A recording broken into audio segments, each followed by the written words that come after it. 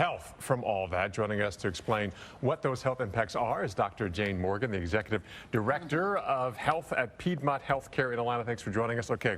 Absolutely. We can eat, breathe, and drink plastics. So how does that happen? I know, that was a terrible introduction, but all true, but very alarming. And so we really do want to take a look at this as we begin to understand whether or not plastics are moving now from this category of contaminants to the category of pollutants, which really then elevates it to whether or not we can start to get some legislative action.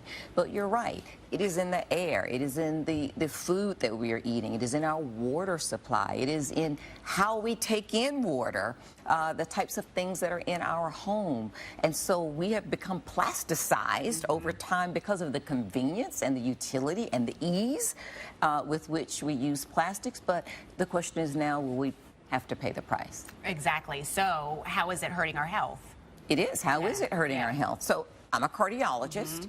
Actually, recent paper out of the New England Journal of Medicine looked at almost 300 patients who had carotid plaque, so these atheromas in these big arteries on either side of your neck that can increase your risk of stroke. When they looked at these atheromas and took a look at them, almost all of them also were embedded with particles of microplastics. Those patients who had microplastics had a higher rate of going on to having a stroke and a heart attack and an increased risk of death.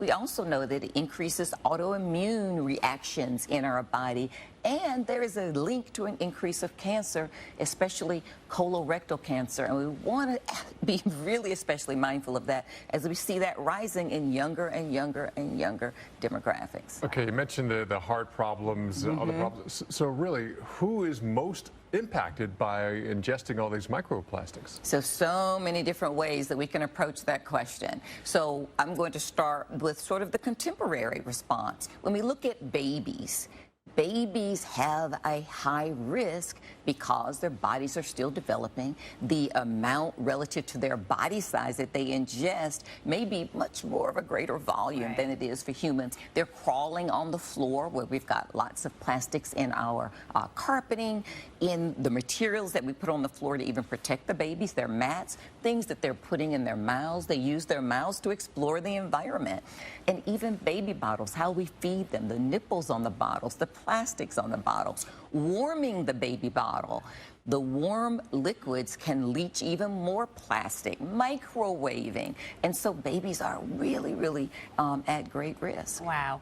Okay, so you say all this stuff, it's really daunting. Is there any way to stop this or slow the process? You know, we like to say that plastic never breaks down. It breaks up. So it becomes smaller and smaller and smaller particles. We can never actually really get rid of it. And as it weathers, meaning it gets older, it actually becomes even a greater problem because it takes on more contaminants from areas around it. And so what are some of the things that we can do?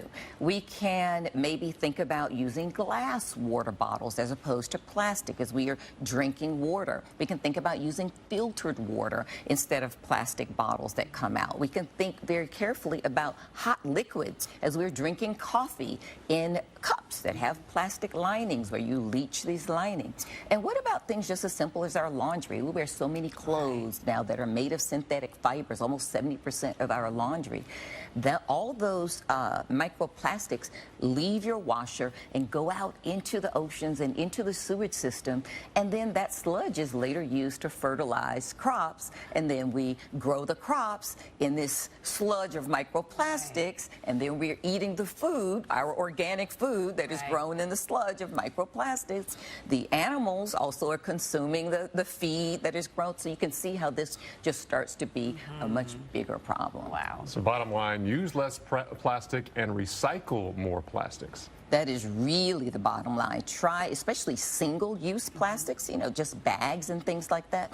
Absolutely try to reduce your risk of this, what we call our footprint here. We want to not leave such a big footprint on Earth. And so that is really one of the ways to just look at, you know, it can be daunting. So let's start simple, just single-use plastics. So let's try to dial that back. Sounds good. Dr. Jane Morgan, thanks for coming in this morning. We appreciate it.